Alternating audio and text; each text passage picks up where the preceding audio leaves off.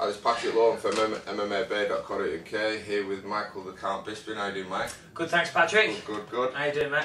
Just a quick recap on the latest episode of The Ultimate Fighter. We're up to, I think, week 9 now. Yeah. 3 weeks to go. It's 4-all at the moment. I mean, the UK team have done absolutely fantastic. I mean, obviously not many people expect it outside of the UK. I mean, but they've made such a great impression. Have you been proud of what they've achieved so far? Yeah, absolutely. You know, I mean, I've said it from day one. I couldn't have had a better team, to be honest. That said, you know, me and the assistant coaches on the show, we did a great job with them. You know, excuse me, sorry. We did a great job on the show. You know, we trained.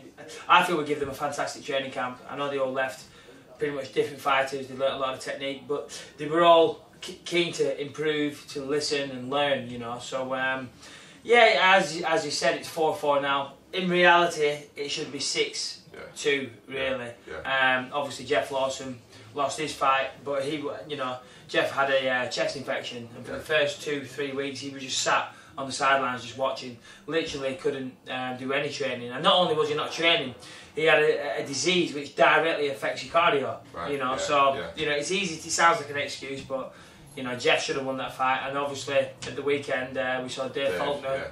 Yeah. What can I say? You know, he gave up. You know, he didn't come up.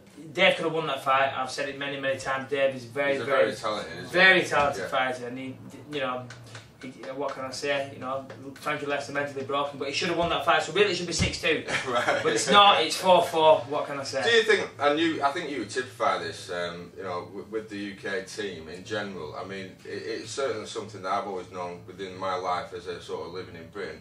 We sort of tend to have a sort of get together and get on and sort of a unity whenever we go anywhere. It's like when Brits abroad. No, you're right. Yeah, the football or whatever. Exactly. And it seems to be that when we've gone over there, it's sort of, you know, you look at the two teams, you look at the way the US have sort of been, and there seems to be a lot of turmoil in the camp. And the UK team have just stayed all the way through, supporting each other even when they've got beat, and always been there for each other. And it seems to have been, you know, started by yourself. I mean, obviously, again, you've got to be quite proud of that as well.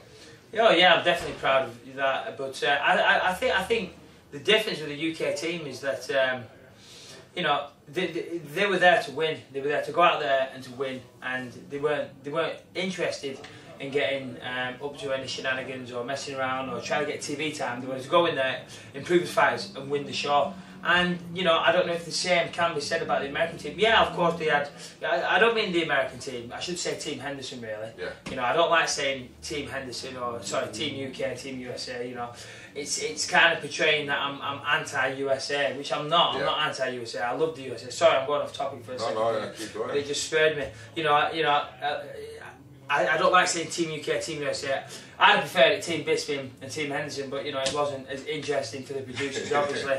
But I love spending time in America and all the rest of it. So anyone out there who thinks that, you know, I'm not a fan of America, you got it wrong. Don't get me wrong, I'm English and I live here and I love England, but I love spending time in America too. Just on the topic of being English and things like that, we sort of we don't play, but a lot of people like to play the old tennis. Old game of tennis, yeah. Well, you're right, you know. How did that go?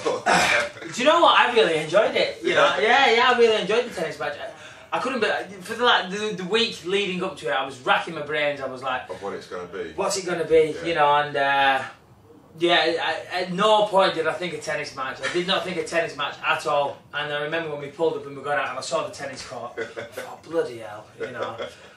I can't play tennis. I've never played tennis in my life. Never. I remember. I think I've probably hit a ball with a tennis racket a few times in my life, but I've never actually had a game of tennis. And I think that shows. Let's be honest. You know, I'm not giving Roger Federer a run for his money anytime soon. But I did enjoy it, and I did come back and say to the missus, you know, I think I might. Yeah. You know, it's something to do on a nice sunny day. You know, you never know. I might win my 10 grand back someday. So just on the so we're up to the latest episode. There seems to be a bit of a, because obviously we've noticed from day one that DeMarcus Johnson seems to have had a thing against the Brits team.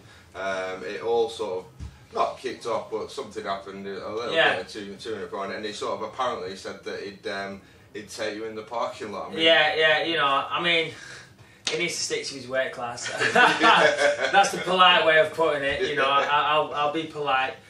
Listen, DeMarcus, you know, I mean,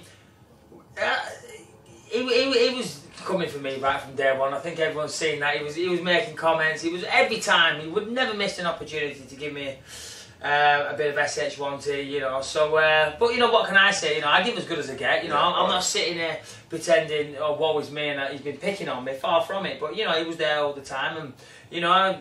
You know, if you keep, you know, as he would say, as DeMarco said, don't kick the dog, don't kick the dog. Well, you know, you kick the dog. You know what I mean? And he's lucky that all he got was a bottle of water in his face. I mean, I've been getting some emails saying, oh, you lost control and all the rest of it.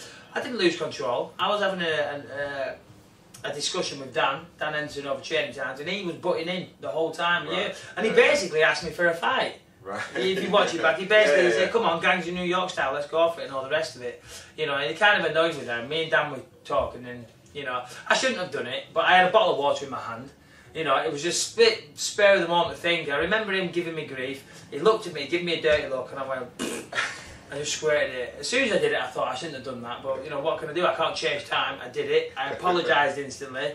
Can't believe I'm even sat here having to talk about it, to be quite so frank. just before we move off the Ultimate Fighter, obviously the huge news has been broken quite recently about obviously the Wolf Slayer fighter Rampage going back into the house. That's right. And obviously a decision's been made that he's going to be fighting Rashad Evans and at the end of the coaching series.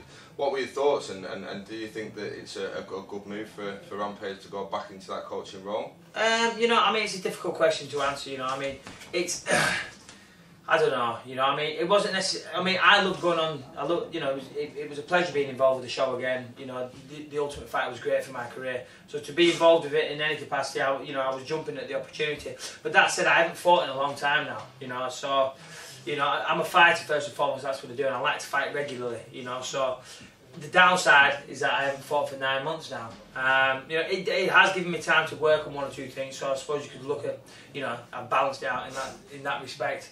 Obviously, while you're doing that, you're not getting paid as well. You know, we get paid when we fight. You know, I haven't had a fight in 9 months. That said, I'm not complaining. The UFC take great care of myself and the other fighters, incidentally, while we're on that topic.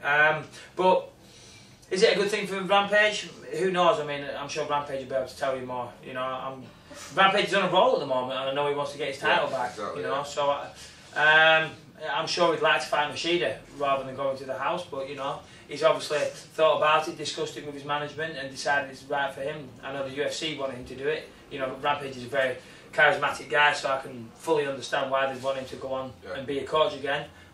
So yeah, you know, I mean, he can go out there, fight Rashad, beat Rashad. I know there's been a bit of hype about that fight, so I know I for one want to watch that fight, and I'm sure a lot of other UFC fans are going to want to see that fight. So it kind of makes sense to build it and hype it like that, and then once he disposes of Rashad, he can go and tackle Machida.